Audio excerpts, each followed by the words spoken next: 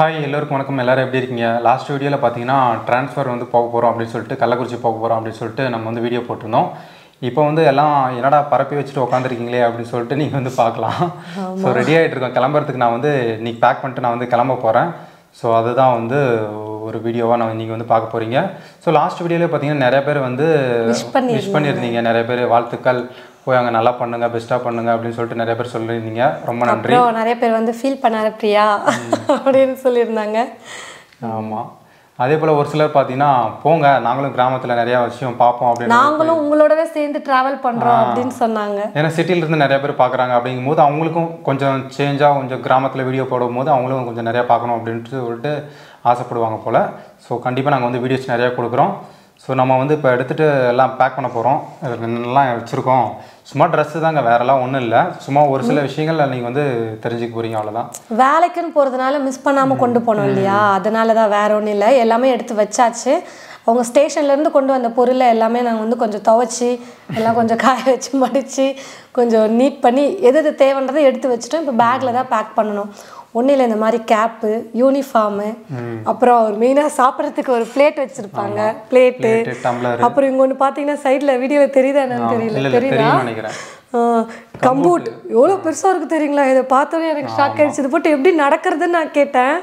அப்படி இருக்குது. அப்புறம் அதுதாங்க ரொம்ப முக்கியம். நாங்கள் வந்து எது இருக்கோ இல்லையோ நாங்கள் வந்து கண்டிப்பாக கம்பூட் வச்சுருப்போம்.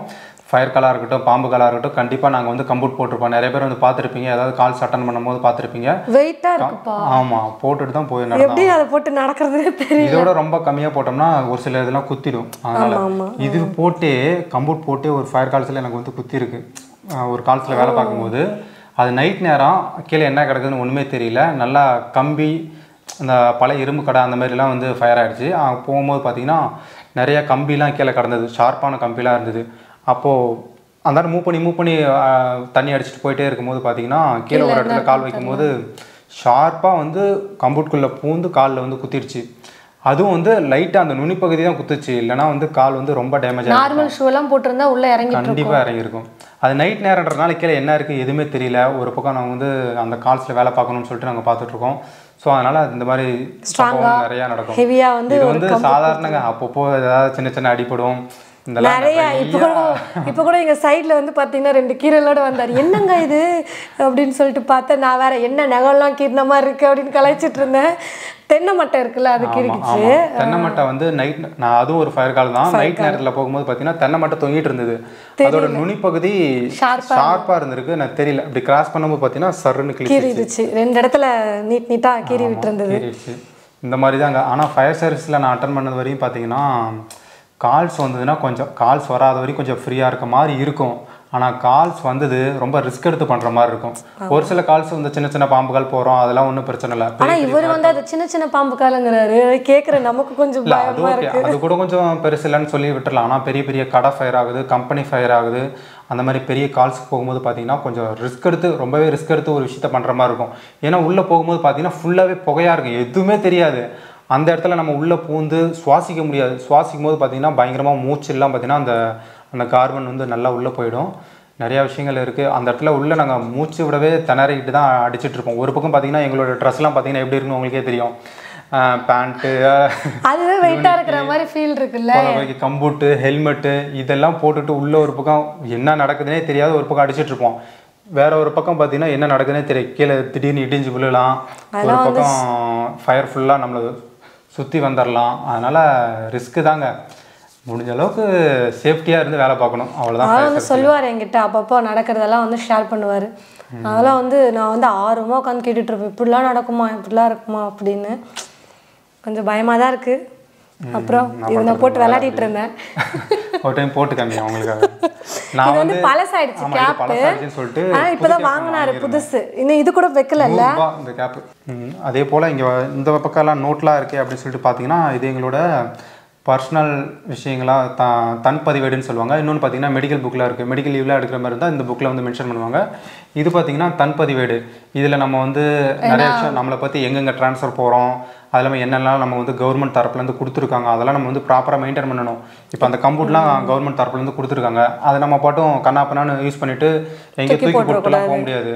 அப்பப்போ வந்து கரெக்டாக செக் பண்ணுவாங்க, கரெக்டாக மெயின்டைன் பண்ணுறீங்களா, எப்படி வச்சு. இப்போ நீங்கள் இங்கேருந்து அந்த ஸ்டேஷன் போகிறீங்கன்னா அவங்களே இதெல்லாம் செக் பண்ணுவாங்களா, இதெல்லாம் கொடுத்துருக்கோன்னா இதெல்லாம் இருக்கா அவங்ககிட்ட அப்படின்னு. ஹையர் ஆஃபீஸர் வருவாங்க, அவங்களுக்குன்னு அப்பப்போ இன்ஸ்பெக்ஷன் வைப்பாங்க, என்னென்ன பொருள்லாம் இருக்குது அப்போல்லாம் வந்து அதை செக் பண்ணுவாங்க.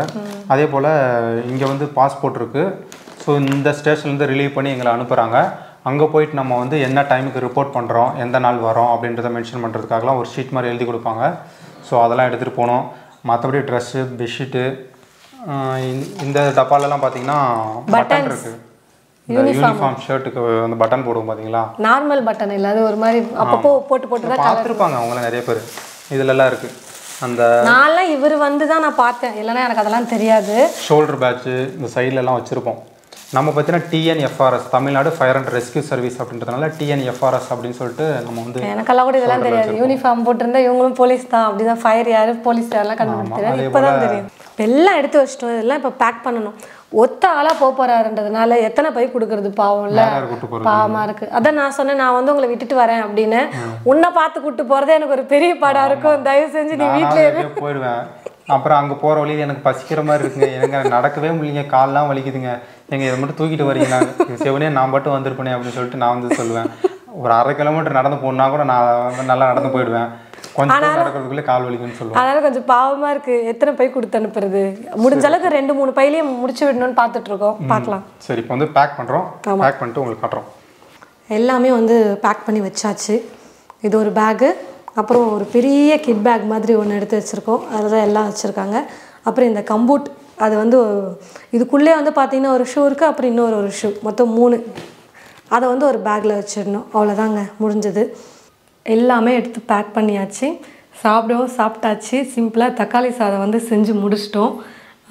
செஞ்சு சாப்பிட்டுட்டு இப்போ வந்து கிளம்புறாரு. ஆமாம், ஃபீலிங்காக இருக்கிறாரு, பொண்டாட்டியை விட்டு பிரிஞ்சு போகிறதுக்கு மனசு இல்லாமல். அப்படியா? என்னங்க அப்படியான்னு கேட்குறீங்க? இல்லை, ஆமாம், போயிட்டு அப்படியே ரிட்டன் வராதான். நம்ம போயிட்டு நடுவில் ஒரு 10-15 நாள் கழிச்சு அப்போ ரிட்டன் வந்துட்டு கொஞ்சம் திங்ஸ் நான் தாங்க ஃபீல் பண்ணுறேன். இவர் வந்து வரதானே போகிறேன் அப்படிங்கிறாரு. நான் நேற்றுலேருந்தே புலம்பிட்டு தான் இருக்கேன் உங்ககிட்ட. என்ன புலம்பிட்டு இருக்கேன்? அதாவது என்ன புலம்புனா, இப்போ கரெக்டாக கேட்டார். நான் என்ன நேற்று சொன்னேன்னா, இதுக்கு முன்னாடி அவர் ஊருக்கு போகிறதா இருக்கட்டும், இல்லை நான் எங்கன்னா ஊருக்கு போகிறதா இருக்கட்டும், 2 நாள் மேக்ஸிமம் தள்ளி பிரிஞ்சிருக்கோம், அவ்வளோதான். அதை விட மேக்ஸிமம் 3 நாள் தாங்க, அவ்வளோதான். அதுக்கு மேலெல்லாம் கணக்கே இல்லை, இருந்ததே இல்லை. நாங்கள் தனியாக பிரிஞ்சு இந்த 1.5 வருஷத்தில் அதான் கொஞ்சம் வருத்தமாக இருக்குது. கொஞ்சம் லாங்காக வந்து பிரிஞ்சிருக்க போகிறோம்ல, எப்படி இருக்க போகுதுன்னு தெரியல. என்னங்க அப்படியானே கேட்குறீங்க? ஃபியூச்சரில் பரவாயில்ல, கொஞ்சம் கொஞ்சமாக பழகினால எல்லாத்தையும். இப்படிதான் ரொம்ப ப்ராக்டிக்கலாக பேசுகிறாராம்மா இவர். ஆனால் கொஞ்சமாச்சும் நம்ம கிட்ட நடிக்கலாம்ல, அச்சோ ஆமாம் மிஸ் பண்ணுறேன் அப்படின்னு. ஆனால் நிறைய பேர் அப்படிதான் நடிச்சிட்டு இருப்பாங்க சொல்லப்போனால். நான் வந்து அப்படிலாம் கிடையாது, அப்போலேருந்தே அப்படிதான். லவ் பண்ணும்போதுலேருந்தே அப்படிதான். கொஞ்சம் பாசமாக இருக்கிற, பாசமான அந்த வார்த்தை சொல்லக்கூடாது, இப்போ கொஞ்சம் பேசுறது அப்படிலாம் எதிர்பார்ப்பாங்களா, அது மாதிரிலாம் பேசலாம்ல. எத்தனை நாளைக்கு அந்த மாதிரி நடிக்க முடியும், எனக்கு வராது அப்படின்னுவார். என்னோட வெளிப்பாடு இப்படி தான் இருக்கும், பாசமாக இருக்கிறது அப்படின்னுவார். அதனால் எனக்கு மேரேஜ்க்கு அப்புறமாவும் ஃபீலிங் இல்லை. நிறைய பேர் வீட்டில் நீ லவ் பண்ணும்போது அப்படி நடந்துக்கிட்டேன் இப்படி நடந்துக்கிட்டேன் அப்படிலாம் சொல்லுவாங்க இல்லையா. இப்போ மேரேஜ் ஆனோடனே எனக்கு கண்டுக்கவே மாட்டேன்னு, எனக்கு அந்த மாதிரி சொல்கிறதுக்கான வாய்ப்பே ஒரு கொடுக்கல அப்படின்னு தான் சொல்லணும் நான். அப்பயும் அப்படியே தான் இருக்கார், இப்பயும் இப்படியே தான் இருக்கார். சரி, ஓகே, ரொம்ப வளவலன்னு பேசுகிறேன்னு நினைக்கிறேன் நான். அது மட்டும் இல்லாமல் நீங்கள் லாஸ்ட்டாக பார்த்தீங்கன்னா, நம்ம போன வீடியோவிலே பார்த்தீங்கன்னா கள்ளக்குறிச்சி ட்ரான்ஸ்ஃபர் கிடச்சிருன்னு சொல்லியிருந்தேன். கள்ளக்குறிச்சினா ஒரு சிலர் கள்ளக்குறிச்சி ஸ்டேஷன் நினச்சிட்டிங்க, அப்படி கிடையாது. கள்ளக்குறிச்சி டிஸ்ட்ரிக்டில் வந்து போகிறோம். நாங்கள் வந்து கள்ளக்குறிச்சி டிஸ்ட்ரிக்டில் இருக்கக்கூடிய ஒரு ஸ்டேஷன். ஸோ எந்த ஸ்டேஷன் சொல்லிட்டு மென்ஷன் பண்ண வேண்டாம் அப்படின்னு சொல்லிட்டு. ஸோ நம்ம கோயம்புத்தூரில் இருக்கும்போது சரி, நம்ம எந்த ஸ்டேஷன் மென்ஷன் பண்ணல, கோயம்புத்தூரில் ஒர்க் பண்ணுறோம், அவ்வளோதான். ஸோ அந்த மாதிரி தான். இப்போ வந்து பார்த்தீங்கன்னா வண்டி வந்து கொண்டு போய் கொரியர் போட்டுட்டு பார்சல் போட்டுட்டு அப்புறம் அப்படியே ஊருக்கு வந்து கிளம்புறாரு அவர்.